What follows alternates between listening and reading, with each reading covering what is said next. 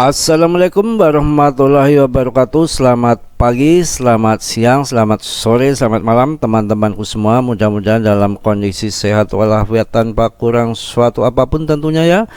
Berjumpa kembali dengan Mas Bro Tegal yang acak kadut, yang urakan, yang paling semrawut ya, yang paling kacau.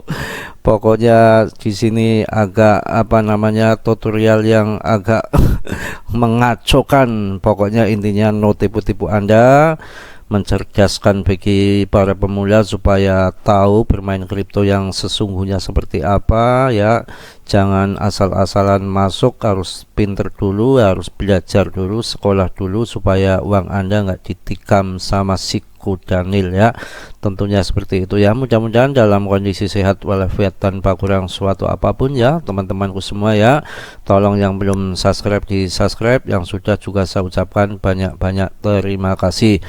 Baru kemarin ya kripto naik tinggi ya, pada ada yang senang, ada yang enggak. Yang namanya manusia yang mau serok ya pinginnya ya ke bawah, yang sudah serok pingin cuan, pingin TP ya ke atas. Apalagi yang main down ya pinginnya ke bawah, yang levelet up ya pinginnya terbang ke atas ya. Selalu perlawanan, ada min plus, itu udah hal yang biasa. Saya akan memberikan motivasi biasa ya untuk menjaga mental Anda supaya nggak kenal psikisnya ya, terutama itu yang lebih penting ya.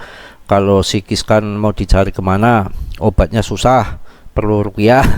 Kalau yang namanya uang kan bisa dicari kemana-mana, bisa utang, bisa pinjam pinjol. Jangan ya, ini ibaratnya untuk candaan aja. Jadi gini ya, yang namanya berita itu setiap hari itu muncul, bagus maupun jelek, yang positif ataupun negatif untuk pasaran kripto. Yang bikin kita pusing, yang bikin kita galau, yang beritanya bagus kita senang, menghayal, mendambakan suatu hal yang belum tentu kejadian. Kalau beritanya miring, kita ketakutan ya, nanti dam, nanti hancur, nanti ini acak kadut, loncat-loncat nggak karuan, pokoknya alah nggak karuan. Jadi saya akan memberikan sedikit pengertian. Coba kita berpikir yang agak secara mendalam ya, mendalam dikit nih, sok pinter Mas Bro ya.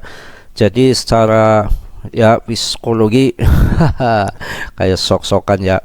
Betul, ini nggak sok-sokan ya. Kadang-kadang kalau mau ngobrol yang serius pikirannya cerengesan ya, cengangah-cengenges, canda sana canda sini, belum kalau inget janda pirang tambah nggak karuan.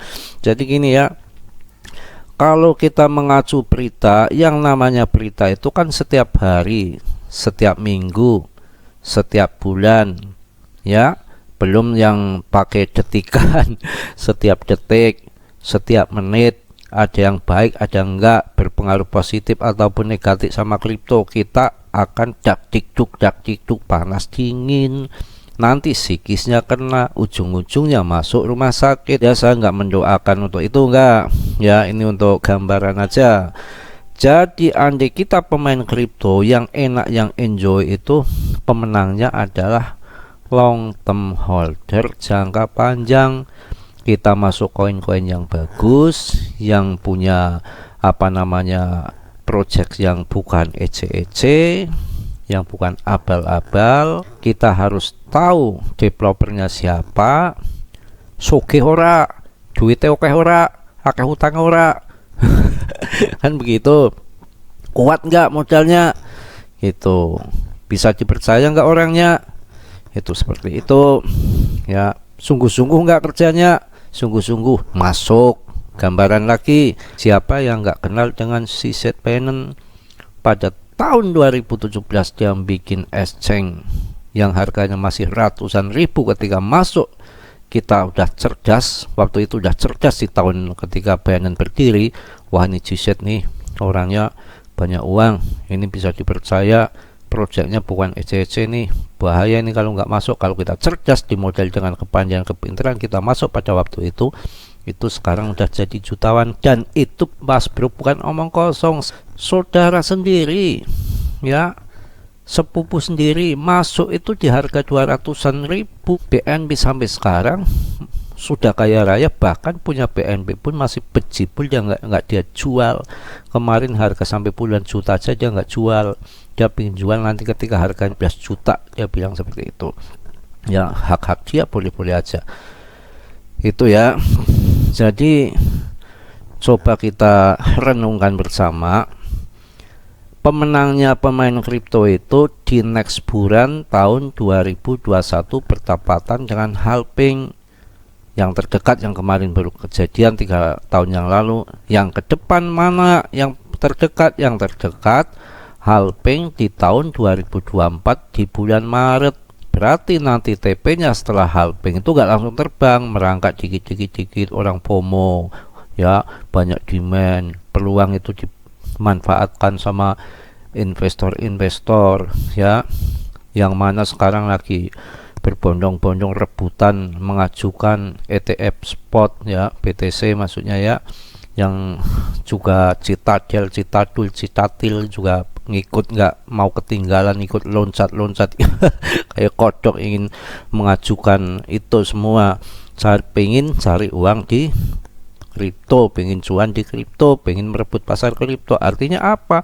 Kripto bagaikan emas. Memang iya emas digital, makanya banyak jadi rebutan, ada gula, ada semut, seperti itu ya. Jadi lupa, kita sekarang tengok lagi yang ke depan yang akan datang ya. Sekarang gini, Anda ngikuti berita yang nggak jelas juntrungannya, acak kadut, belum tentu pengaruhnya ke market bagus ya, yang ada dari data CPI ya, data gembel yang namanya Fed.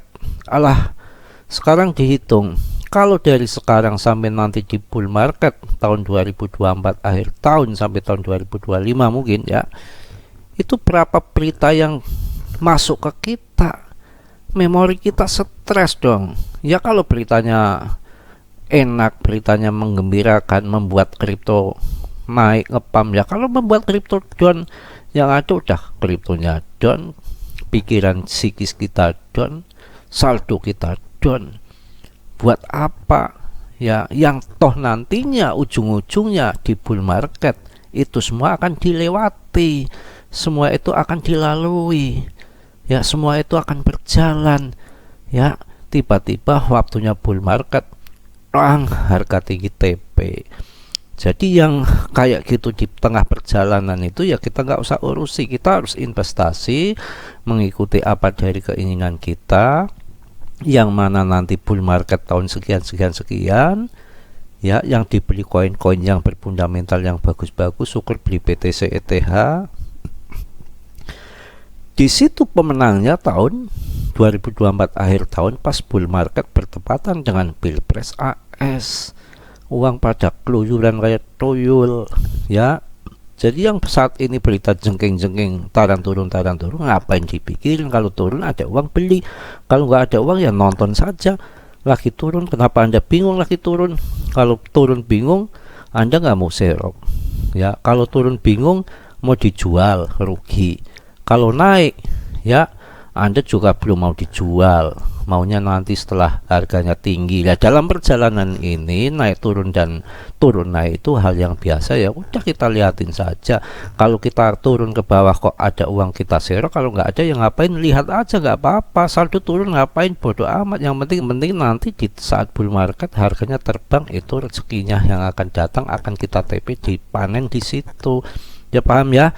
Untuk kuliah pagi ini dikit, sekarang kita bahas berita-berita yang memang hari ini yang terbaru ya. Jadi dikit demi dikit ya, namanya Wall Street memes ya, meme coin baru dengan potensi 100 kali lipat ya. Memang ini lagi rame Wall Street ini, yang mana daripada orang-orang investor juga pada tertarik main di meme coinnya ya, monggo-monggo mawon ya. Yang penting kan kita jangan sampai all-in-kan dana kita. Uni Eropa menyelesaikan aturan perbankan kripto baru seperti apa ya. Jadi yang namanya Uni Eropa pun menyelesaikan aturan perbankan sebelum Amerika akan menyelesaikan. Negara-negara lain yang sudah tahu ya sudah mulai persiapan. Yang namanya Uni Eropa semua di situ ekonominya negara dengan teknologi. Kalau dia nggak ngikuti perkembangan teknologi kripto, ya dia jengking, nanti hancur. Sekarang lagi kondisi seperti ini, yang ekspor mobil, ekspor impor mobil, yang mau impor dari sana juga lagi mandek, lagi sepi. Yang namanya Cina, Shanghai, yang pelabuhan terpadat sekarang aja lagi memble, nggak ada pemasukan keluar masuk ekspor impor. Ya sekarang yang larinya pada ke kripto, ekspor impornya melayang-layang dari exchange ke exchange, pakai siluman kilat kayak sinarnya aja nggak kelihatan, tahu-tahu dari Kokoin tiba-tiba udah nongol di TKO, di Indodax tahu-tahu sudah nongol di ATM di tangan Anda. Ya kalah yang dengan kapal lama banget, yang dari Jakarta sampai Kalimantan aja nggak cukup seminggu. Cara gobloknya ya maaf ya ada ngaco dikit ya. Itulah yang satu, kalau Mas Bro ya menganalisa itu tanpa harus kita mengadopsi dari analisa orang lain. Saya punya otak, saya punya pikiran, saya juga bisa menganalisa ya. Kenapa Shanghai sampai sepi pelabuhannya? Ngapain kita sekarang pakai exchange aja, kirim-kirim gampang, jebret secara digital, fisiknya ya nggak tahu. Kalau fisiknya gunakan kapal tetap ya, itu kan hanya uangnya itu untuk candaan aja ya. Nanti kalau memang ada blockchain yang bisa mengangkut batu bara, nggak perlu pakai kapal, ya tambah hancur lagi yang namanya apa itu, Uni Eropa yang memang dia itu penghasilannya dari teknologi kayak penjualan mobil. Kalau nanti mobil ekspor impornya nggak pakai pelabuhan, pakainya exchange, mobil lewatnya exchange, ya iya. Nggak percaya, taruhan sama Mas Bro. Kalau nggak percaya, ada yang namanya NFT itu kan macem-macem gambarnya. Kalau saya bikin NFT yang gambar mobil, itu kan bisa dijual antar negara, tidak melalui pelabuhan tapi melaluinya apa, digital. Ayo menang siapa? Emang gue goblok. Kacau ya, bercanda ya. Jadi ini hanya sekedar obrolan pagi untuk apa namanya, cuci mulut. Yang kemarin banyak bau sate, sekarang dikocok biar bau kripto dulu. Seperti itu ya. Jadi ya saya akan memberikan berita yang agak berbobot dikit ya, jangan asal berita-berita. Oke ya, untuk naik turun market udah hal yang biasa. Yang penting kedepannya kita TP di tahun 2024 pas bull market, yang mana analisa Mas Bro itu sekarang daripada semua yang ujung-ujungnya lari-lari pada rebutan masuk ETF kripto BTC, itu kan artinya bahwa kripto itu suatu usaha yang cerah di depan mata, yang jadi rebutan juga bukan sekelas pengusaha lokal. Bukan pengusaha lokal yang beli kripto aja masih belum sanggup membeli BTC 1. Seadanya, sandaannya seperti itu ya. Jadi coba kita tengok yang namanya BlackRock. Kenapa dia masuk BTC? Ya jelas dia pakai riset bahwa BTC akan diterbangkan nanti berapa M, ya bisa aja, kenapa nggak bisa ya? Yang menerbangkan dia kok, emang Anda yang menerbangkan. Yang mau terbangkan kripto itu bukan Anda ataupun Mas Bro, itu dari pausnya siapa ya? Sekarang yang namanya BlackRock itu sudah paus ya, yang paus saja beli sama dia melalui BTC ETF spotnya ya. Berarti BlackRock apa ya? Ya biangnya paus, penampung paus, apa nggak edan sampai bikin ETF BTC spot. Kalau nanti disetujui ya biasa, sekarang formalitas, nanti dulu godok dulu, deal-dealan uang dulu. Berapa Anda mau bayar saya kalau saya setujui? Mungkin seperti itu juga sih Gary Klingsornya untuk sanggup pensiun. Emangnya Gary Klingsor melulu, di situ kan banyak tim-timnya ya. Yang namanya talang itu kan teles, dia pingin ketetesan dana juga. Yang berikutnya adalah Fidelity Investment ya. Fidelity bukan udelmu. Sanda melulu ya. Jadi Fidelity ini sekarang nggak mau ketinggalan guncang industri kripto. Fidelity siapkan pengajuan ETF Bitcoin spot. Wow, ini berita sekarang bro, bukan kemarin-marin. Ini menandakan apa? Yang mana nanti BTC akan jadi MM-an itu nggak omong kosong. 1 tambah 1 2, 2 kali 2 4. Itu ilmu matematika secara kasat mata. Ini kan kita kan melihat daripada fakta. Yang namanya Fidelity ini sebuah investment yang duitnya bejibul, goncang industri market kripto. Fidelity siapkan pengajuan ETF Bitcoin support yang mana ke depan akan cari cuan di situ, yang akan ditarik itu sekelas paus-paus, institusi, hedge fund. Ya jelas kripto ke depan dengan cara hitungan matematika 1 kali 1 2 kali 2 itu ya akan masuk. Ini barang kasat mata, bukan barang gaib, semua kelihatan ya, bisa ditelanjangi, bisa di market bisa dibaca, ada siklusnya, ada masa bear market, ada masa winter, ada masa bull market, tuh seperti itu. Ada siang, ada malam, ada perempuan, ada laki-laki, hujan, panas, kan seperti itu. Ya lengkap di sini, sampai primbon aja nanti saya keluarkan. Primbonnya dikeluarkan ya, orang Jawa, mentang-mentang orang Jawa pegangannya primbon. Nggak kenal primbon Mas Bro. Mas Bro generasi sekarang itu generasi zaman bahola. Ya, kita lanjut ya.